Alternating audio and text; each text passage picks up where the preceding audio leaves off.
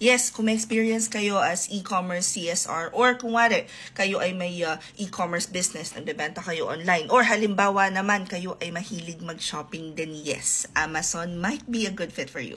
Ang isa sa pinakang common task ng isang Amazon virtual assistant is maghanap ng products. And a lot of times we feel that, madali lang yun, para ka lang nagsha-shopping, but no. Yung product sourcing pa lang at saka pagpapa-approve ng mga leads, yung mga products na na-source mo, medyo challenge na siya. Kasi sa product sourcing pa lang, kailangan meron ka ng mga atake na kagaya ng reverse sourcing. May mga criterias na binibigay dyan yung client. And ang daming sourcing method na pwede ninyong gamitin, ha. One of the biggest challenges talaga kapag mag-Amazon product sourcing na lang, for example, meron dong mga apps or websites na ginagamit na paid. So, itong si Den, bilang bibukid talaga itong Junakis ko na to, pinalaki ko ng tama.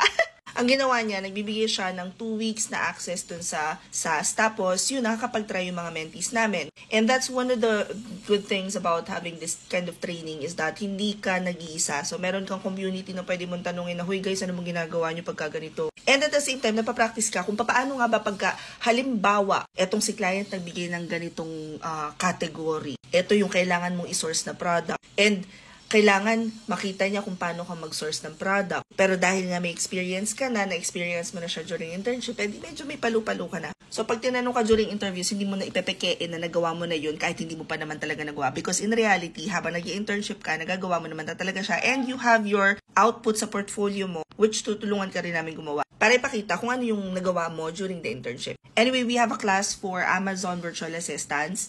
2 days tong training na to, Saturday and Sunday, 8 a.m. hanggang 12 noon, pagkatapos may 2 weeks na internship. Now guys, keep in mind, meron na tayong strict process bago ka maka-join sa live training, ha. Kailangan matapos mo muna yung iyong onboarding. So sa onboarding pa lang, magkakaroon ka na ng idea ano nga ba ang ginagawa ng isang freelancer, ano yung mga tools na karaniwang ginagamit, kasi yun din yung ginagamit namin during training. And all of these are actually included na doon sa fee namin na 999 pesos lang. If you guys wanna join, i-click nyo lang tong link sa bio ko. Pagkatapos,